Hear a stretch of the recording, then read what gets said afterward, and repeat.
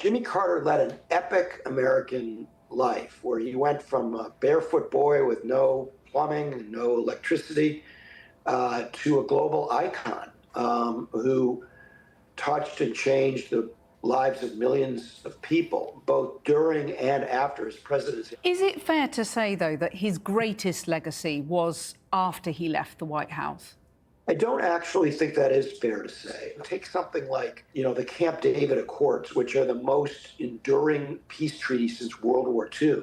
That and normalization with China, which is the foundation of the global economy, really, the bilateral relationship between these two superpowers, these real achievements that I think will be as significant a part of his legacy as the work he did in global health and democracy promotion after he left office.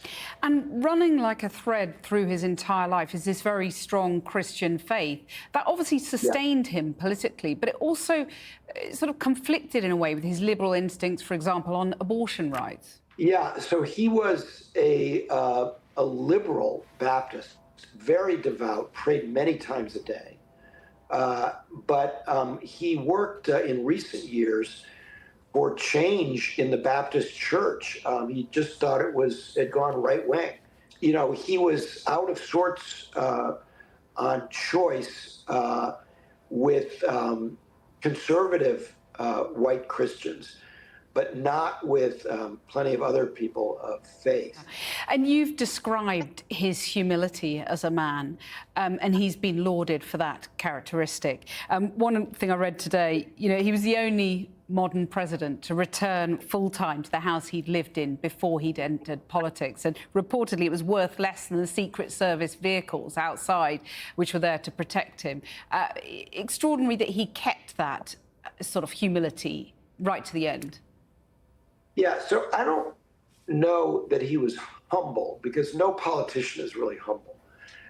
And he was ambitious for himself, but also ambitious to do something better. He was modest, and he did live in that house, which I was in on several occasions, a modest ranch home in Plains, Georgia. And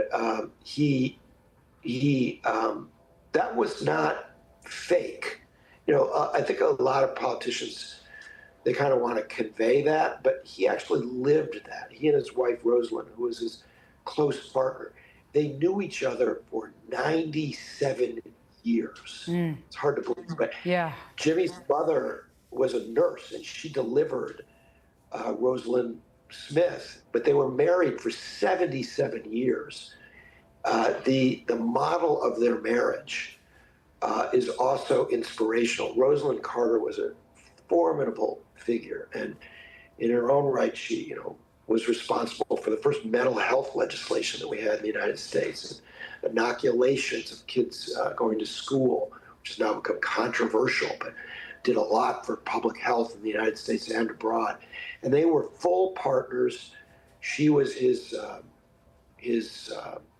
closest advisor, as he said on many occasions. And interestingly, when he was president, people didn't like the fact that she had as much influence as she did, but she was smarter than he was politically, and most of her advice was good advice. And in some cases, he probably should have been a little less stubborn and taken his wife's advice a little more often. Jonathan Alter, thank you very much. Thank you.